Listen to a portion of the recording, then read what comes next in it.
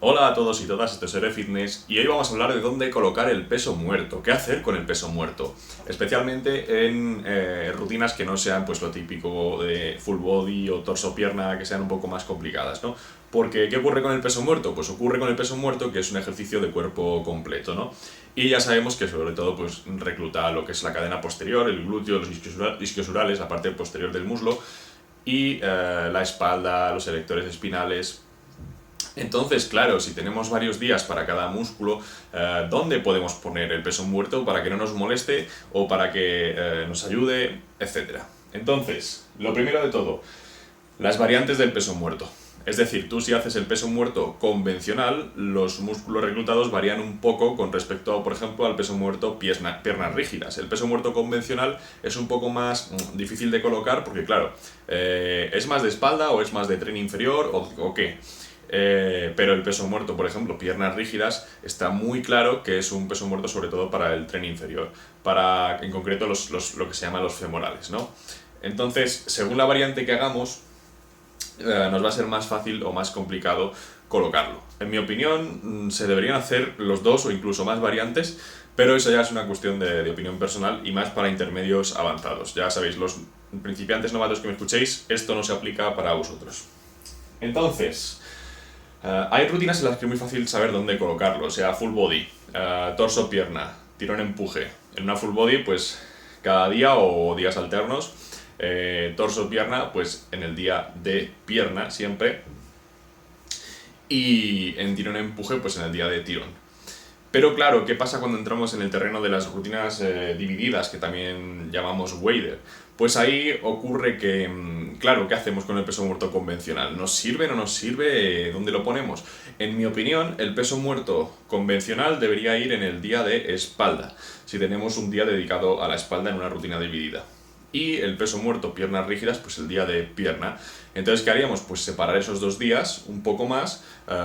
Por ejemplo, pues si el lunes que sea la espalda, ahí incluimos un peso muerto convencional, y el jueves o el viernes, pues que sea la pierna, y ahí es cuando incluimos un peso muerto piernas rígidas, de modo que ni se pisan, ni se estorban, ni nada así.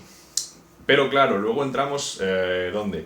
Entramos en el terreno de las rutinas un poco más elaboradas, ¿no? Que son, por ejemplo, las tirón, empuje, pierna, o sea, push-pull legs. Y aquí, claro, aquí ¿qué podemos hacer? Pues bueno, la idea a la que yo llegué cuando hacía ese tipo de rutinas fue hacer, en lugar de organizar los días por grupos musculares, organizarlos por movimientos. De modo que el día de pierna era el día centrado en la sentadilla, el día de empuje era el día centrado en el press de banca y el día de tirón era el día centrado en el peso muerto. Y en ese día de peso muerto incluía el peso muerto convencional, el peso muerto piernas rígidas, el peso muerto agarre snatch y luego toda la espalda, bíceps, etcétera, ¿no? Entonces, de esa forma, digamos que consigues poder separarlos un poco más. Pero claro, ¿qué ocurre si tú tienes una push-pull legs, ¿no? O sea, empuje, tirón, pierna, y repites otra vez.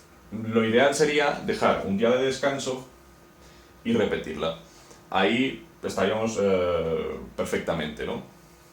Por ejemplo, quiero decir hacer al revés, ¿no? O sea, por ejemplo, poner la pierna aquí, entonces acabas el tirón aquí, descansas un día y ya si vuelves a hacer la pierna, pues ya estás descansado de tema lumbares, cadena posterior, etcétera, ¿no? Si hemos dicho que el día de tirón era el día de peso muerto.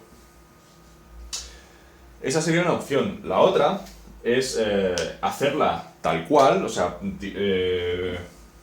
empuje, tirón, pierna o como sea, y cargar con ese desgaste. Es decir, asumir que el día que toque después del peso muerto, por ejemplo, si te toca la pierna va a ser un poco más flojo, o por ejemplo, otra opción que yo hacía personalmente es hacer pierna, empuje, tirón, pierna, empuje, tirón.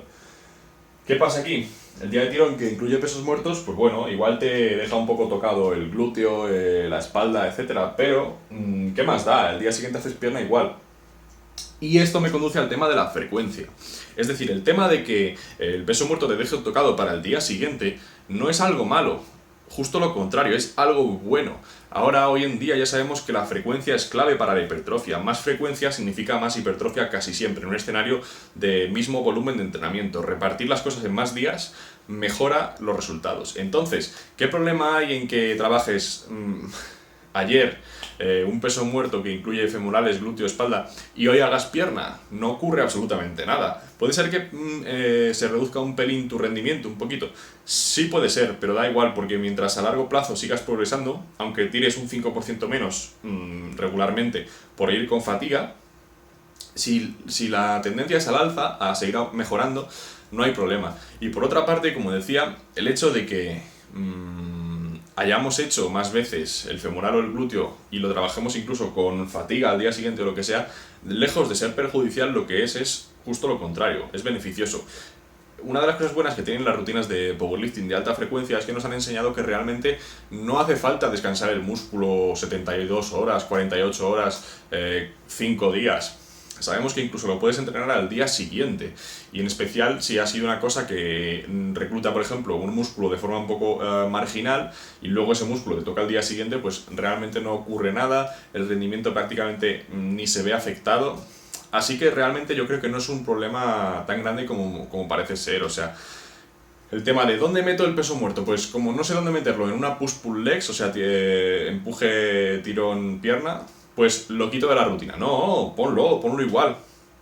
¿Qué más da? Es irrelevante. Incluso puedes hacer 2 días seguidos peso muerto, un día piernas rígidas y al día siguiente el convencional. No pasa absolutamente nada. Siempre, si tenemos algo más de fatiga o de agujetas, DOMS, lo que sea, siempre se puede regular un poco más la intensidad o el volumen de entrenamiento, adaptarlo un poco, pero realmente no hay problema en entrenar en días consecutivos los mismos músculos implicados en diferentes ejercicios. Entonces, como decía, si haces una wader es más sencillo, porque el día de pierna vas a meter el peso muerto convencional y vas a esperar hasta el día de espalda, vas a meter el peso muerto convencional y vas a esperar hasta el día de pierna para volver a meter otro peso muerto, lo que sea, y volver a trabajar los lumbares, los erectores espinales.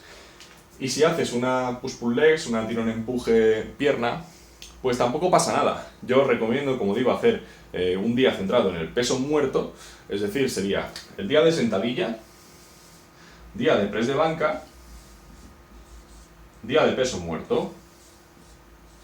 Este día incluiría todos los accesorios de pierna, como prensa, como hip thrust, incluso ejercicios de femoral, de curl, de lo que es flexión de rodilla. Y esto sería pues el día centrado en el pectoral, hombro, tríceps. Y este sería el día del peso muerto, donde harías el peso muerto convencional, el peso muerto piernas rígidas, todas las variantes y el resto de la espalda. Entonces, claro, si no descansas, si haces esta rutina 6 días a la semana, al día siguiente del peso muerto te toca otra vez la sentadilla. Y aquí es donde te puedes tener un poco de fatiga en los lumbares, en el tren inferior en general, pero no ocurre absolutamente nada. Si hace falta, pues haces que este día sea un poco más centrado en la hipertrofia, más repeticiones más altas y demás, y te aprovechas de esa fatiga acumulada, y es una ventaja y no un inconveniente. O sea que realmente no ocurre nada malo. Se puede compatibilizar perfectamente, se pueden hacer pesos muertos en días consecutivos, da igual, se pueden trabajar los músculos en días consecutivos y da absolutamente igual.